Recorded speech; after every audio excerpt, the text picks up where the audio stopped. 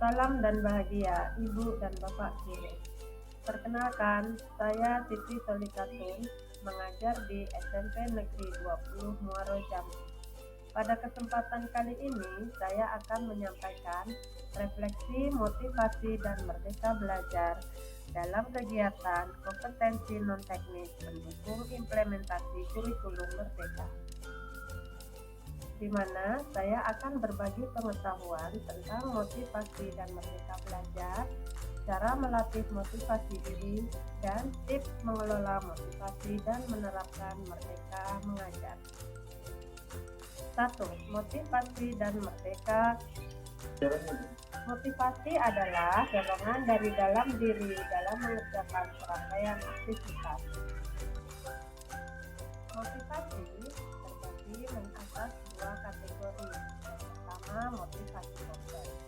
Teori ini menyatakan bahwa manusia termotivasi untuk memenuhi kebutuhan dasar seperti kebutuhan fisiologis, rasa aman, relasional, harga diri, dan aktualisasi. Yang kedua yaitu kategori motivasi proses. Dalam teori ini, manusia termotivasi mencapai suatu tujuan yang ditetapkan sendiri berdasarkan nilai-nilai kehidupan, sehingga akan menciptakan suatu emosi atau keinginan untuk menentukan suatu tujuan yang ingin dicapai. Dari tujuan tersebut akan muncul respon atau tindakan yang bertujuan untuk mencapai tujuan yang diinginkan. Dari respon tersebut akan muncullah juga umpan balik, sehingga menjadi konsekuensi dari perilaku yang dilakukan dalam mencapai tujuan atau goals yang diinginkan. Bagaimana dampak motivasi? Bagi guru yang termotivasi, dia akan tangguh terhadap stres dan dapat meningkatkan kinerja, sehingga dapat menciptakan merdeka belajar.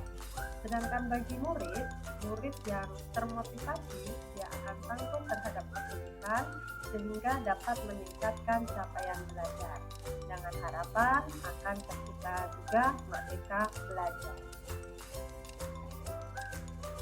2.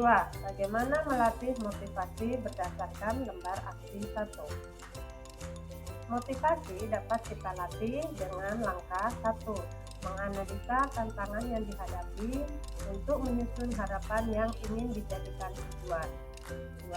Menumbuhkan motivasi dapat dilakukan dengan memetakan kebutuhan dan sadar akan tujuan yang ingin dicapai. 3. Langkah selanjutnya yang perlu guru kuasai untuk menumbuhkan motivasi ialah menyusun tujuan pengembangan diri. Guru perlu melakukan refleksi secara berkala sebagai kemampuan metakognisi yang memantau proses belajar. Dengan begitu, guru dapat mengetahui tantangan yang dihadapi, sehingga dapat menentukan strategi yang bisa dilakukan. Dan langkah terakhir yang dapat kita lakukan ialah merancang strategi umpan balik yang berkelanjutan. Kita dapat merancang di buku catatan atau jurnal pribadi.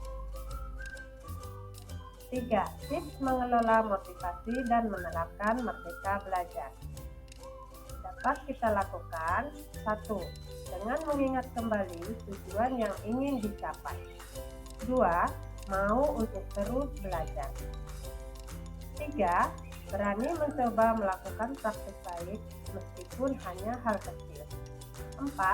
Percaya diri berbagi praktik baik yang telah dilakukan agar dapat menginspirasi teman lain dan kita tidak merasa sendiri.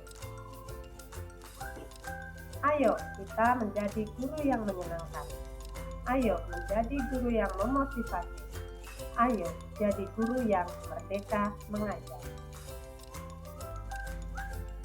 Salam dan bahagia Ibu dan Bapak guru hebat. Terima kasih.